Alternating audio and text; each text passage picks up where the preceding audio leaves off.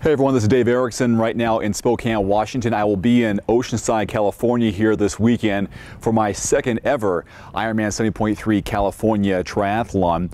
And I just want to give you an update on what's going on, a couple of contests that I have going, plus my whole setup for this specific bike ride. I have something really cool I want to show you. First of all, I have a contest for a free Blue 70 brick bag based on my swim time at Oceanside. So whoever is the closest to guessing my finished swim time will win this Blue 70 brick bag. It's worth $45, and you have to email your guesses to endurancehour@gmail.com for that. And just to give you an idea on what my times have been like in the past, my best ever swim has been 33 minutes and change at Lake Stevens last year. But my time in Oceanside in 2011 was, I think, in the high 37 range. I'm not sure exactly which, but that's kind of the general area. It's always under 40 minutes, but never before or faster than 33. The second contest is for a Timex 50 lap watch, which is worth $70, and that goes to the person who comes closest to guessing my run finish time at Oceanside this weekend. My best ever run time is 1:45. Last time I was in Oceanside, I ran a 2:03, I think, and I think my fitness level is somewhat similar, so it'll be between 1:45 and 2 hours most likely. So again, both guesses email to endurancehour@gmail.com. I want to show you my bike setup for this race this coming weekend. First of all, I got the whole Di2 components up here, so it saves a lot of time with shifting. I have them down here in the bars as well in the aero position. Makes it so much easier when you're climbing, that when you are up in the bars here in the hoods, it's just a matter of clicking back and forth. Secondly, I'm using my Timex Cycle Trainer 2.0, which has the AMP Plus technology, which syncs up to my Quark power meter, so it's seamless right there. I can get all my power information, cadence, speed, time, and so on. So I'm going to have that, and I have that mounted on my aero bars, which is great.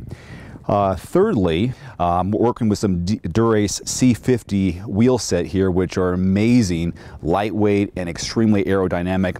I only use these for racing, so I just actually fixed up and lubed my chain yesterday and cleaned all my components last night. So I'm gonna go for a bike ride here in just a matter of minutes after this video, just to make sure everything's working just fine. Also, you'll notice I have two water bottle cages down here. Actually, one is only used for hydration. The other one is more of a bottle that holds my spare tire and my CO2 cartridge. I learned that from a friend of mine as a nice convenient place to keep it, as opposed to taping it up underneath your seat or somewhere else on your bike. One thing also is I will probably have all my nutrition in this bento bag here. What I'll be using is Power Bar Gel Blast, as well as the gels themselves. I'll have stuffed in there.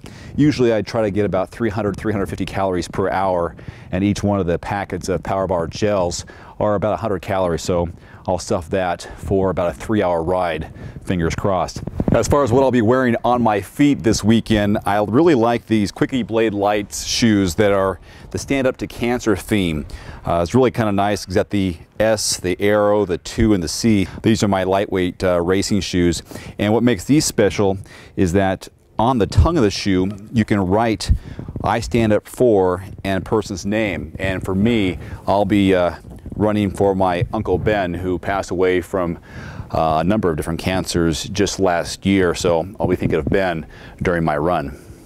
Lastly, and most important, which I'm really excited about, is this new seat by Specialized. This is the Cetero. It was featured on slowtwitch.com recently. The designer, the guy who helped come up with this idea, there's a great video with him talking all about this seat. Anyways, this is actually my wife's seat, and I'm going to be using it this weekend. I've already ridden on it once. I'll ride on it one more time, but it is one of the most comfortable seats I've ever ridden on.